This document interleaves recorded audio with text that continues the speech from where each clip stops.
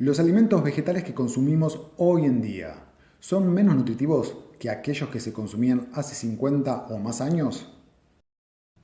Hay un estudio muy importante que se realizó de 1950 a 1999, donde se tomaron 43 tipos de cultivos distintos y se confirmó que los vegetales de la fecha de 1950 a 1999 perdieron determinada cantidad de nutrientes. En este caso podemos hablar que se perdió un promedio del 6% de proteína, un promedio de vitamina C, un 15% de disminución, y también se ha perdido la vitamina B, ¿sí? Más específicamente la riboflavina, un 38%, además de unas pérdidas significativas de calcio y de hierro.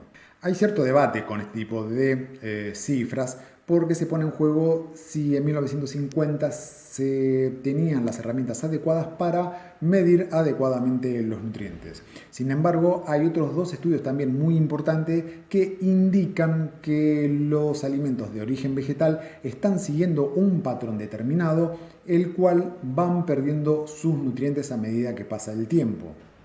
Tomando en cuenta estos estudios que informan o indican que existe la pérdida de nutrientes hoy en día de los alimentos vegetales con respecto a los que se consumían hace 50 o más años, ¿cuál es su causa? En este punto podemos determinar tres factores a tener en cuenta para saber si son los responsables de esta disminución de nutrientes de los vegetales que consumimos hoy en día. El primer punto a tener en cuenta podemos hablar del suelo. El suelo donde se desarrollan los vegetales debe ser un suelo fértil, rico en materia orgánica, para de esta manera el vegetal pueda desarrollarse de manera correcta. Si el suelo carece de minerales o no es fértil, lógicamente el desarrollo de los vegetales en ese suelo no va a ser muy adecuado y por lo tanto va a carecer de nutrientes.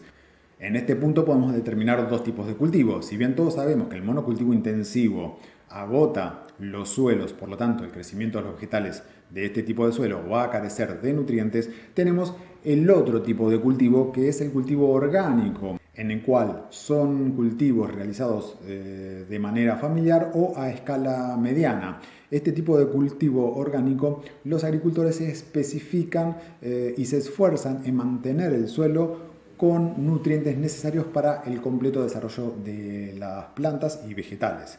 Si tomamos las plantas y vegetales que se cultivan a través de suelos ricos y orgánicos, podemos decir que siguen siendo con menor cantidad de nutrientes si los comparamos con aquellos vegetales de hace 50 años o más. Entonces, en este caso, no podemos responsabilizar a la carencia de nutrientes del suelo por los vegetales bajos en nutrientes. Como segundo factor para tener en cuenta debemos hablar de la selección artificial.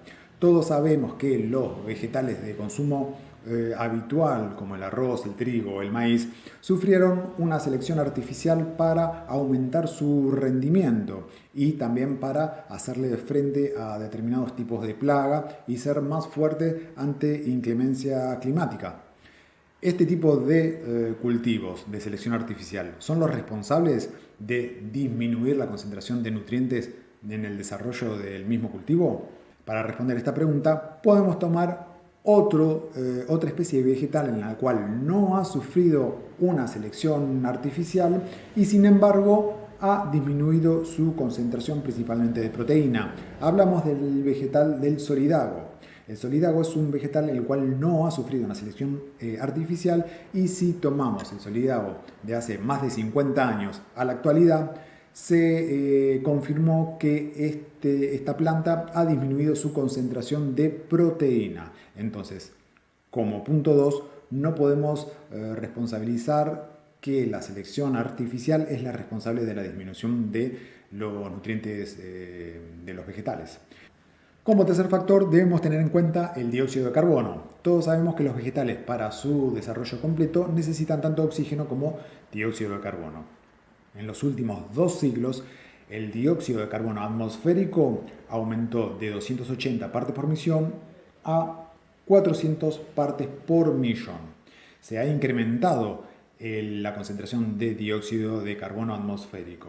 Y en este caso debemos entender que cuando hay mayor dióxido de carbono en el medio donde se desarrollan los vegetales, estos vegetales aumentan la velocidad de crecimiento sin necesariamente aumentar sus nutrientes. Hay un estudio muy importante de Japón y de China que estimaron cuánta cantidad de dióxido de carbono se estima que va a haber en el 2050 e inyectaron esa cantidad de dióxido de carbono en un determinado cultivo y descubrieron que estos cultivos crecieron con mayor velocidad aún más que hoy en día y disminuyeron aún más sus nutrientes con respecto a los vegetales de hoy en día.